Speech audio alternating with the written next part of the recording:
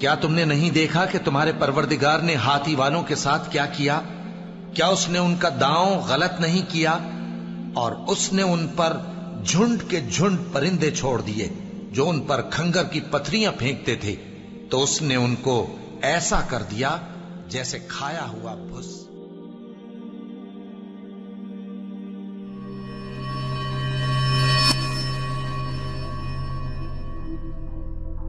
ابرہا governor یعنی حاکم تھا یمن کے شاہ حبشہ نجاشی کی طرف سے۔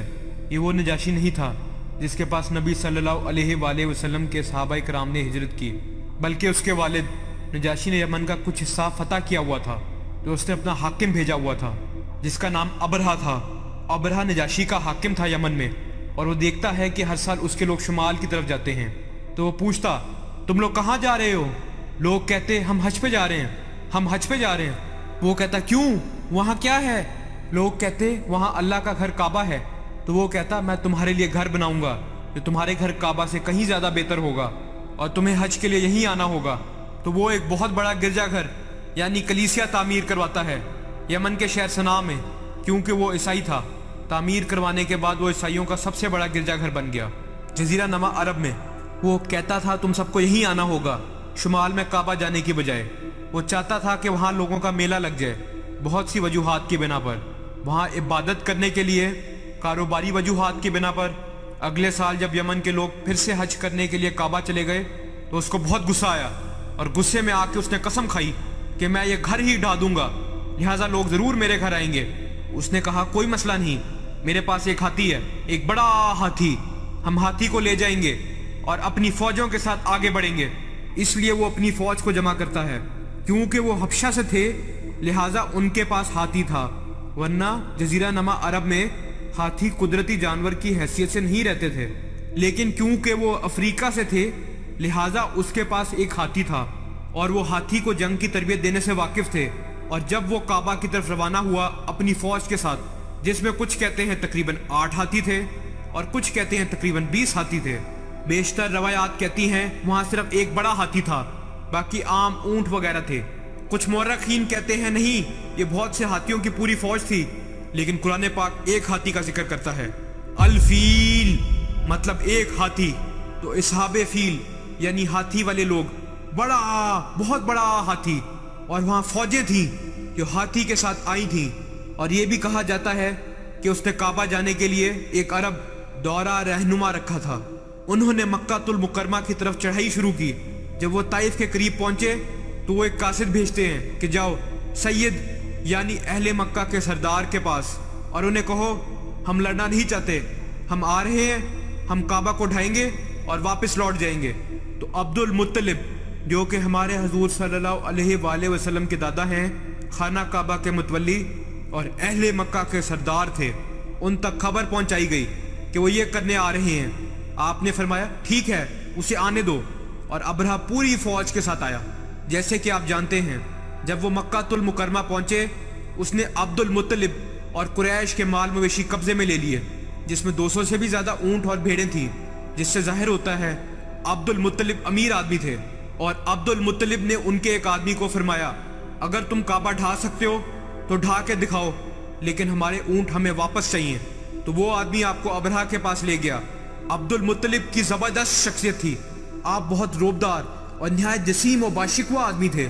آپ اتنی روبدار شخصیت کے مالک تھے کہ آپ کو دیکھتے ہی پتہ چل جاتا کہ آپ سردار ہیں، لہٰذا کہا جاتا ہے آپ خیمے میں داخل ہوئے تو ابرہا آپ سے متاثر ہو گیا، اتنے جسیم اور خوبرو۔ وہ آپ کی تعظیم میں اپنی کرسی سے کھڑا ہو گیا۔ وہ آپ سے کہتا ہے مجھے آپ سے کوئی مسئلہ نہیں، آپ بس شہر سے چلے جائیں اور میں آپ کے گھر کو ڈھا دوں گا، اور مجھے تم لوگوں سے کوئی مسئلہ نہیں، ذاتی کچھ بھی نہیں ہے، میں صرف آپ کی عبادت گاہ کو ڈھانا چاہتا ہوں۔ پھر عبد المطلب نے فرمایا میں آپ سے گھر کے بارے میں بات کرنے نہیں آیا ہوں، میں آپ سے کعبہ کے بارے میں بات کرنے نہیں آیا، میں آپ سے اپنے اونٹوں کے بارے میں بات کرنے آیا ہوں۔ اور تب ابرہا نے عبد المطلب کے لیے تمام احترام کھو دیا، اور اس نے کہا کہ میں تمہارے مقدس گھر کو ڈھانے آیا ہوں اور تم مجھ سے اپنے اونٹوں کے بارے میں بات کرنے آئے ہو۔ ابرہا نے سوچا کہ شاید عبد المطلب اپنے کعبہ کے بارے میں بحث کرنے والے ہیں، اور اس لیے وہ آپ کی تعظیم کر رہا تھا۔ اور پھر جب آپ نے اپنے اونٹوں کا مطالبہ کیا تو اس نے کہا میں نے آپ کے لیے تمام احترام کھو دیا۔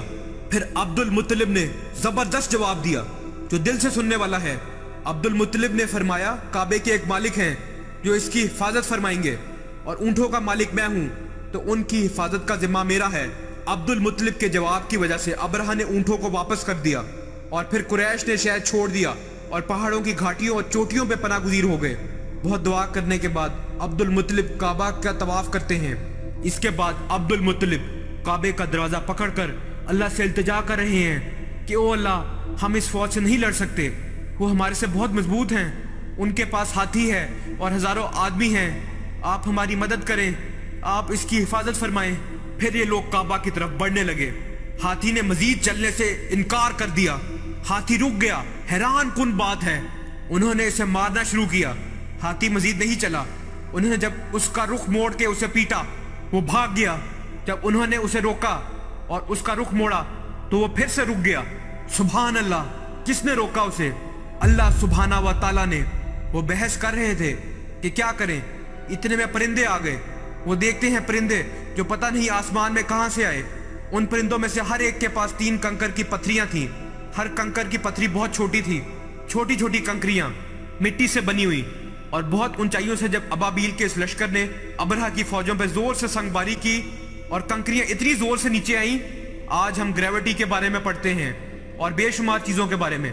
واللہ اگر آپ سورہ فیل کی اس تشریح پر نگاہ ڈالیں تو آپ سمجھ جائیں گے، جب اتنی اونچائیوں سے کنکریاں گرائی گئیں تو کنکریاں ان لوگوں کے جسم کو چیرتے ہوئے زمین پہ گرتی اور انہیں موقع پہ ہی ہلاک کر دیتی، اور لوگ دیکھ رہے تھے۔ اللہ اکبر! کیا عبد المطلب نے کہا نہیں تھا کہ کعبے کے ایک مالک ہیں جو اس کی حفاظت فرمائیں گے؟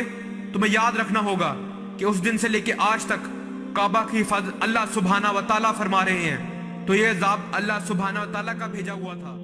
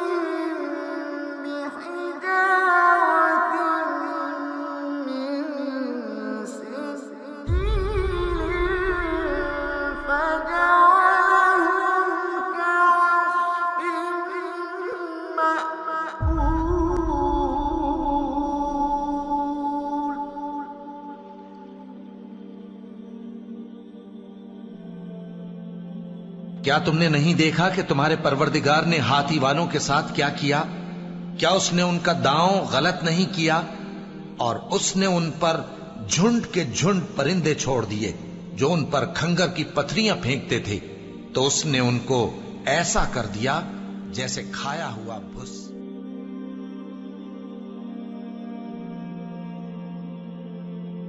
اور ان میں سے کچھ زخمی ہو گئے، وہ واپس چلے گئے اور انہیں ایسی بیماری کا سامنا کرنا پڑا، خود ابرہہ مشکل سے گرتا پڑتا صنعاء تک پہنچا اور نہایت دردناک عذاب میں گرفتار ہو کے یمن میں مرا، بہت بری موت۔ یہ واقعہ محمد صلی اللہ علیہ وآلہ وسلم کی پیدائش سے بالکل پہلے ہوا، اور یہ سن تھا جس میں حضور صلی اللہ علیہ وآلہ وسلم کی پیدائش ہوئی۔